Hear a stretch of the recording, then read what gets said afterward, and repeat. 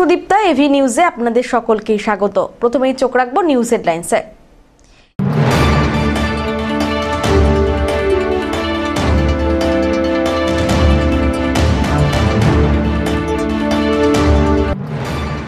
আর দেরি নয়, পাক অধিকৃত কাশ্মীরে আক্রমণ করা হোক। পেহেলগাঁওয়ে জঙ্গি হানায় সরব সৈকত চট্টোপাধ্যায়।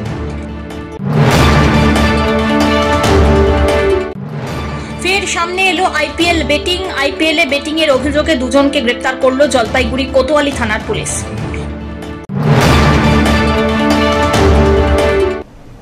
এবার আসছে বিস্তারিত সংবাদে।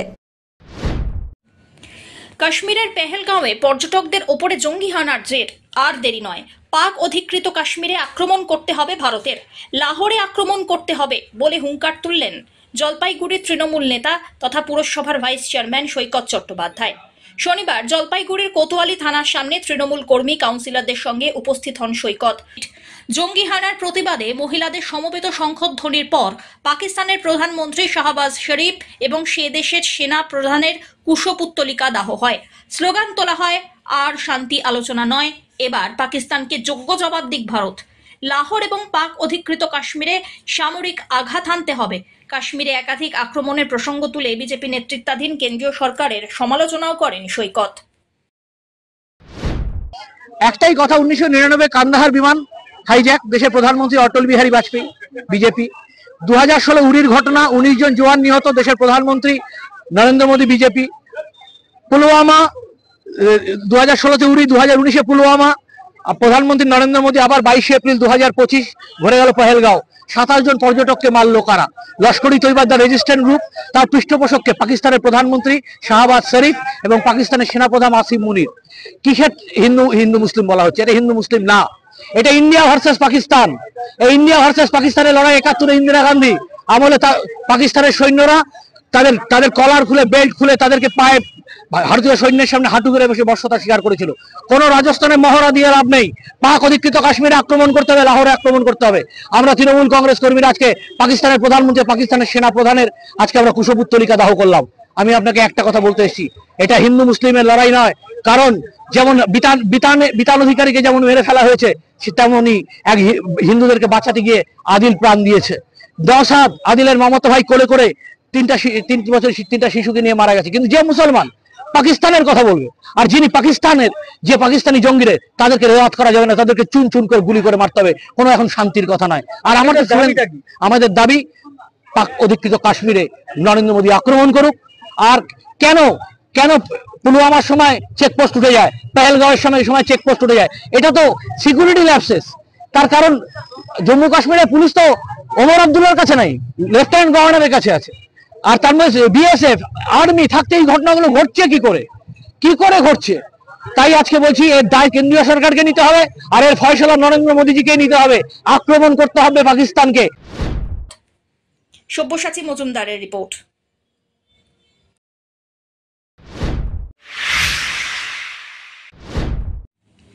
রেল লাইনের ওপরে চলে এলো হাতি, চালকদ্বয়ের তৎপরতায় রক্ষা পেল 4 প্রাণ।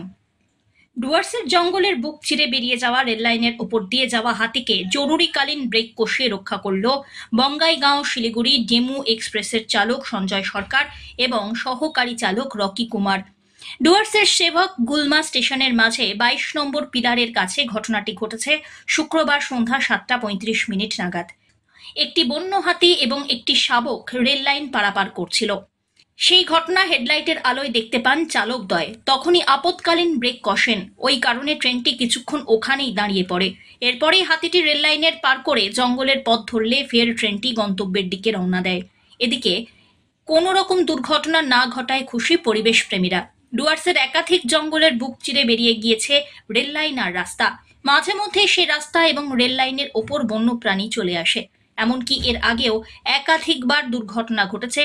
তেমনি একাধিকবার চালকের তৎপরতায় দুর্ঘটনার হাত থেকে রক্ষা পেয়েছে বন্যপ্রাণ।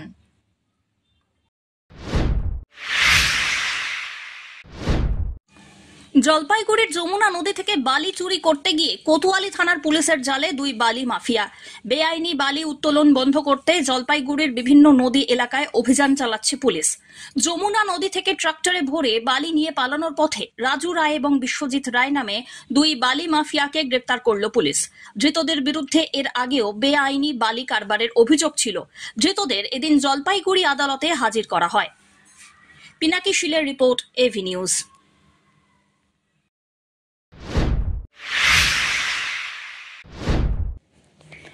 অবৈধভাবে আইপিএল বেটিং এর অভিযোগে দুজনকে গ্রেপ্তার করল জলপাইগুড়ি কোতোয়ালি থানার পুলিশ। ধৃতরা 28 বছরের মিলন সেন এবং 21 বছর বয়সী মৃন্ময় সেনকে গ্রেপ্তার করা হয়। কোতোয়ালি পুলিশের কাছে খবর আসে অবৈধভাবে মোবাইল ফোন অ্যাপ্লিকেশনের মাধ্যমে আইপিএল এর জুয়া চলছে। গোপন সূত্রে খবর পেয়ে কোতোয়ালি থানার পুলিশ অভিযান চালায়। একটি ইলেকট্রনিক স্টোর এবং সাইবার ক্যাফেতে অভিযান চালিয়ে প্রথমে মিলন সেনকে গ্রেপ্তার করা হয়। কোতোয়ালি থানার পুলিশ জলপাইগুড়ির দিগল বাজারের মিলন সেনের ক্যাফেতে অভিযান চালিয়ে দেখেন মোবাইল অ্যাপের মাধ্যমে আইপিএল বেটিং চলছে। তাকে জিজ্ঞাসাবাদ করে জানা যায় তিনি তার মোবাইল অ্যাপ এবং কম্পিউটারের মাধ্যমে বেটিং পরিচালনা করেন। তার সহযোগীদের মাধ্যমে এই কাজটি তিনি করেন। মোবাইল আইডি এবং পাসওয়ার্ড দিয়ে অনলাইন বেটিং এর কাজ পরিচালনা করতেন তিনি। তার কাছ থেকে মোবাইল ফোন, কম্পিউটার বাজেয়াপ্ত করা হয়েছে।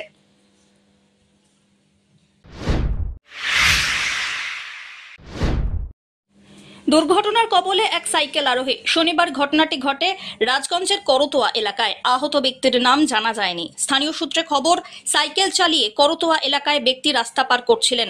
ঠিক সেই সময় মোটর সাইকেল এসে তার সাইকেলে ধাক্কা মারে। গুরুতর চোট পান তিনি। স্থানীয় বাসিন্দারা ছুটে এসে আহত ব্যক্তিকে উদ্ধার করে দ্রুত ফুলবাড়ির একটি বেসরকারি হাসপাতালে পাঠিয়ে দেন। খবর পেয়ে ঘটনাস্থলে পৌঁছয় রাজগঞ্জ থানার পুলিশ। পুলিশ সাইকেলটিকে উদ্ধার করে ঘটনার তদন্ত শুরু করেছে। বাইকে অ্যাক্সিডেন্ট হয়েছে এইটুকুই জানি, আমি ছিলাম না এখানে। আচ্ছা, এখনই আসলাম। সাইকেলে যাচ্ছিল? হ্যাঁ, সাইকেলগুলো ঘোরাচ্ছিল, বাইক এসে মারিয়ে দিচ্ছে। কেমন লাগছে শুনলেন? লাগছে বলে লোকটাকেও দেখিনি, মাথা বলে ফাটে গেছে, রক্ত পড়ছে অনেকটা। এটা কোন জায়গার ঘটনা? এটা করতোয়া। ছেলেটা সাইকেল নিয়ে পার হচ্ছিল? হ্যাঁ। সাইকেলে কি অবস্থা দেখলেন? সাইকেলটা দেখি ভেঙে গেছে। ভালোই ক্ষয়ক্ষতি হচ্ছে। হুম। পুলিশ আসছে? পুলিশ আসছে। নাম টাম জানা গেছে কোথায় বাড়ি কিছু ছেলেটা? মানপাড়া ছেলেটা। রাজগঞ্জ থেকে সুস্মিতা চন্দ্রের রিপোর্ট।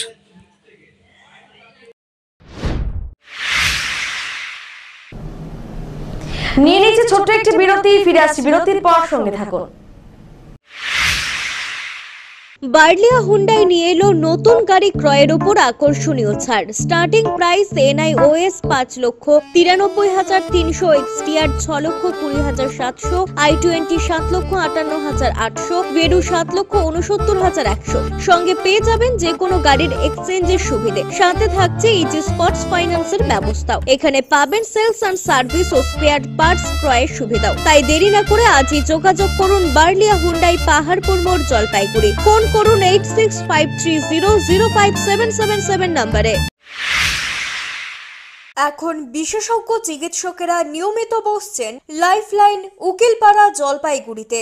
এখানে সোম থেকে বৃহস্পতিবার বিকেল 5টা থেকে নিয়মিত বসছেন চর্মরোগ বিশেষজ্ঞ ডাক্তার কোকে পটম। বুধবার ও বৃহস্পতিবার 2:30 থেকে বসছেন ডার্মাটোলজিস্ট ডাক্তার শাইনি দত্ত। সোমবার ও শুক্রবার বিকেল 4টে থেকে নিয়মিত বসছেন নাক কান গলার বিশেষজ্ঞ ডাক্তার সঙ্গীত প্রকাশ।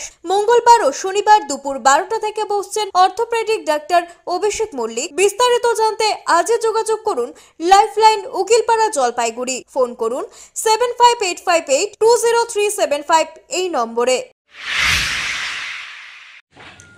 মাসকালাইবাড়ি প্রাইমারি স্কুল ময়দানে শুরু হয়েছে আদি বৈশাখী মেলা 2025। এবারের মেলার বিশেষ আকর্ষণ সুনামি। রয়েছে নাগরদোলা, break dance, Columbus, dragon train, টোরেটোরা, মিকি মাউস প্রভৃতি।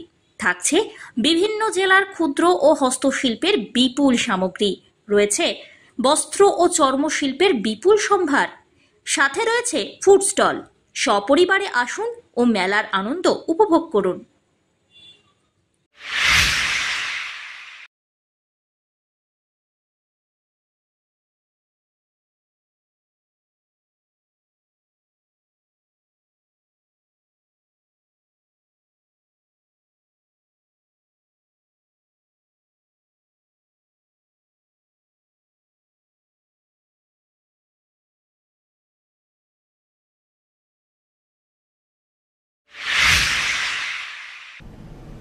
ফিরে এলাম বিরতির পর।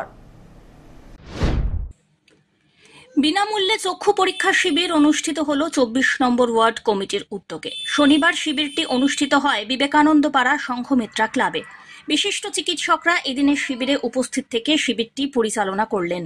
24 নম্বর পৌর ওয়ার্ড কমিটির সভাপতি অম্লান মুন্সি জানিয়েছেন, শিবিরে চক্ষু পরীক্ষার পাশাপাশি বিনামূল্যে ওষুধ দেওয়া হচ্ছে।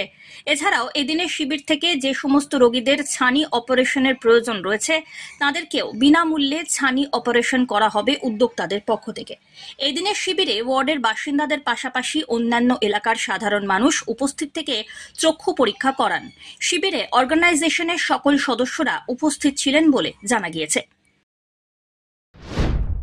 আজকে 24 নম্বর পৌর ওয়ার্ড কমিটির ব্যবস্থাপনায় বিনামূল্যে চক্ষু পরীক্ষা শিবির চলছে। আজকে ওয়ার্ডের ভিতরে এবং পার্শ্ববর্তী যে সমস্ত ওয়ার্ড রয়েছে, যেখানে মানুষের আর্থিকভাবে পিছিয়ে পড়া যে সমস্ত মানুষ রয়েছে, তারা এই ক্যাম্পে আসছেন এবং তাদের চক্ষু পরীক্ষা করাচ্ছেন।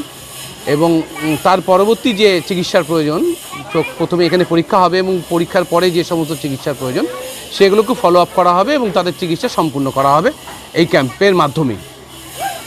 কারা কারা পরিষেবা নিচ্ছে এই ক্যাম্প থেকে? মূলত 24 নম্বর ওয়ার্ডের মানুষ এখানে রয়েছেন। এছাড়াও 22 নম্বর, 18 নম্বর, 25 নম্বর ওয়ার্ডেরও মানুষ রয়েছেন যারা এই ক্যাম্পে এসে পরিষেবা নিচ্ছে। সমস্ত ধরনের চিকিৎসা, দেখুন এখানে যাদের অপারেশন করার প্রয়োজন আছে বা অন্য কোনো চিকিৎসার প্রয়োজন আছে, সব চিকিৎসাটাই এখানে হবে। কিন্তু আজকেই হবে সেটা না, এখানে আজকে নির্ণয় করা হচ্ছে, প্রাথমিকভাবে নির্ণয় করা হচ্ছে এবং নির্ণয়ের পর যার যে চিকিৎসাটা দরকার সেই চিকিৎসাটা এই ক্যাম্পের থ্রু এই ক্যাম্পই সম্পূর্ণ করা হবে। সব্যসাচী মজুমদারের রিপোর্ট, এভি নিউজ।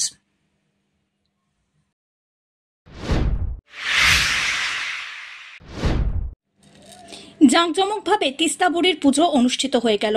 শনিবার জলপাইগুড়ি শহরের অদূরে গন্ডারমোড় এলাকায় করলা নদীর ঘাটে রাজবংশী সম্প্রদায়ের মহিলারা সাড়ম্বরে তিস্তা বুড়ির পুজোর আয়োজন করেন।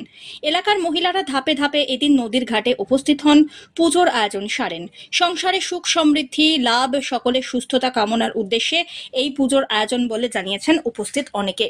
অত্যন্ত নিয়ম নিষ্ঠার মধ্যে দিয়ে পুজো সম্পন্ন করা হয়। পুজোকে কেন্দ্র করে সকলের উৎসাহ ছিল চোখে পড়ার মতো। কলা গাছ দিয়ে সুসজ্জিত ভেলা তৈরি হয়, সেই ভেলায় তিস্তা বুড়ি প্রতিষ্ঠা হয়। পুজোর শেষে করলা নদীতে কলা গাছের তৈরি ভেলা ভাসিয়ে দেওয়া হয়। পুজোর শেষে প্রসাদ বিতরণও হয়। ঐতিহ্যের এই পুজো দীর্ঘদিন ধরে তারা করে আসছেন। প্রত্যেক বছর বৈশাখ মাসে এই সময় আয়োজন করা হয় তিস্তা বুড়ির পুজো। ভবিষ্যতেও তাদের এই পরম্পরা ঐতিহ্য বজায় থাকবে বলে জানিয়েছেন উপস্থিত ভক্তরা। তিস্তাবুড়ি পুজোটা প্রতি বছরই আমরা করি। ঘাটের পাড়ে এসে ভেলা বানায় তিস্তাবুড়ির মাকে আমরা প্রতি বছরে ভাসিয়ে দিই। কি কারণে পূজা করা হয়? এটা হচ্ছে বছরে মঙ্গল কামনা আর মেসার ঘরে যে তিস্তাবুড়ির মা জন্ম নিছে, তাই ওই ভাসি আমরা পূজাটা করে আমরা তিস্তাবুড়ির মাকে ভাসিয়ে দিই। নিয়ম কি কি আছে আপনাদের পুজোর? এখানে তিস্তাবুড়ির মাকে লাগে হচ্ছে উপর দিতে হবে, দিতে খই দই দুধ, আর ধর্ম ঠাকুরকে আমরা কাছে দিয়ে দিই পাকা আঠিয়া কলা আর চাপা কলা দিয়ে দেখলাম ডিমও দেখলাম, কি বিষয়? ডিম দেই আমরা ধর্ম ঠাকুরকে, তিস্তাবুড়িকেও দেই হাঁসের ডিম এটা, আর এমনি দুধ দই এগুলো তো লাগেই। আর এমনি আপনাদের নিয়ম কি আছে? আপনাদের নিয়ম আমাদের এটা তো আমরা আগে তো আমরা ঘুরে বেড়াইতাম 10 বাড়ি, এখন তো ঘোরার টাইম নেই, তার জন্য আমরা সবাই মিলে একসাথে আমরা এই একসাথে ঢাক দিয়ে বাজি আমরা ভাসাই দিই সবাই একদল। এখন তো আর একদল হয় না, ওই 4-5 দল মিলে একসাথে এই দিনে করে শনিবার কিংবা মঙ্গলবার করে ভাসিয়ে দিই। মানে কি উদ্দেশ্যে এই ধরনের পুজো করা হয়? এটা আমাদের মঙ্গল কামনার জন্য 14 পুরীর আমল থেকে আমাদের এই পূজাটা করে আসে বাবা, মানে ঠাকুর দাদা ঠাকুমার আমলের একটা পূজা। আমরা কি তৈরি করা হয়? এটা কলার ভেলা টাইপের, এটা কি তৈরি? এটা হচ্ছে এক মেছেনার ঘরে হচ্ছে এই মানে মেয়েটা জন্ম নিছে, বুঝছেন, এই তিস্তাবুড়ি, তাই ওকে ওরা ভাসিয়ে দেয়। অন্য মায়ের কোলে যায়, তখন ওই লক্ষণীর মার কোলে যায়, ওখানে ওরা হচ্ছে পূজা করে। আপনারা কোন নদীতে ভাসাবেন? আমরা এই যে কলা নদীতে ভাসিয়ে দেব। সব্যসাচী মজুমদারের রিপোর্ট, এভি নিউজ।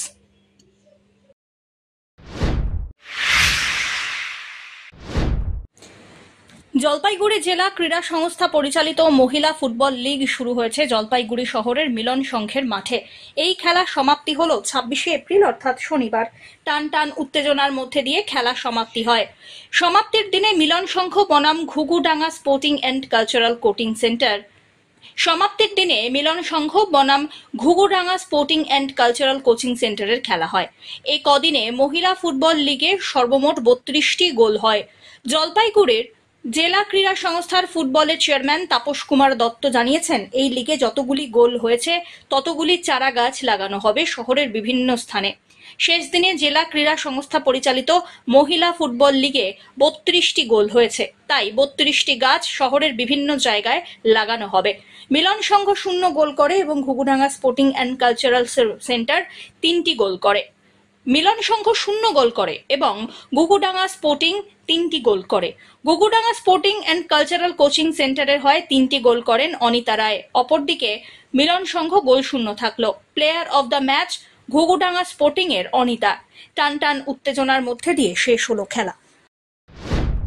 এটা খুব আনন্দের ব্যাপার যে জলপাইগুড়ি ডিস্ট্রিক্ট স্পোর্টস অ্যাসোসিয়েশন 1954-এ জন্ম হওয়ার পরে এই প্রথম আমরা মহিলা ফুটবল রেজিস্টার্ড লিগ এবার আমরা করতে পেরেছি। প্রথমবার আমাদের অনেক চেষ্টা সত্ত্বেও আমরা মাত্র 3টে টিমকে পেয়েছিলাম, ঘুঘুডাঙ্গা, মিলন সংঘ এবং জেএফএ। এই 3টা টিমে যেহেতু কম টিম সেই জন্য আমরা রিটার্ন লিগ করেছিলাম, মানে প্রত্যেকটা টিমই 2বার করে মিট করেছে। এখানে আজকে শেষ খেলা ছিল। এই লিগে চ্যাম্পিয়ন হচ্ছে জলপাইগুড়ি ফুটবল একাডেমি এবং আজকে খেলার পর যা দেখা গেল সেটা হচ্ছে Ghughudanga sporting and cultural club runners up হয়েছে। তো বলছি আপনারা একটা করেছেন যতগুলো গোল হবে ততগুলো গাছ লাগানো হবে, এখন অবধি কতগুলো গাছ হলো? অবশ্যই আমাদের টোটাল গোল কত হয়েছে রাজু? গোটা 20-22টা গোল হয়েছে, ঠিক আমি এক্স্যাক্টলি বলতে পারছি না এখন রেকর্ড না দেখে। 20-22টা গোল হয়েছে এবং আমাদের একটা ইসে ছিল যে গাছ লাগাও প্রাণ বাঁচাও, এই একটা আমাদের একটা স্লোগান ছিল। আমরা সেই হিসাবে যতগুলো গোল এই মহিলা ফুটবল লিগে হয়েছে ততগুলো গাছ আমরা জলপাইগুড়ি এরিয়াতে বিভিন্ন জায়গায় লাগাবো। পিনাকি শীলের রিপোর্ট।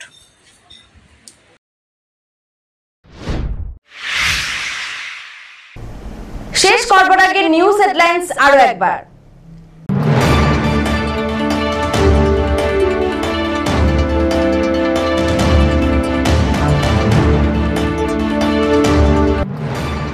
আর দেরি নয়, পাক অধিকৃত কাশ্মীরে আক্রমণ করা হোক। পেহেলগাঁওয়ে জঙ্গি হানায় সরব সৈকত চট্টোপাধ্যায়।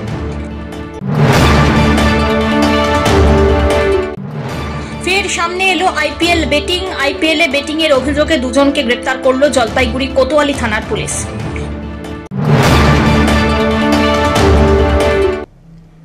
এখনকার মতন এভি নিউজ এ পর্যন্তই। পরবর্তীতে আসছি আরো সংবাদ নিয়ে। দেখতে থাকুন আমার ভিশন। নমস্কার।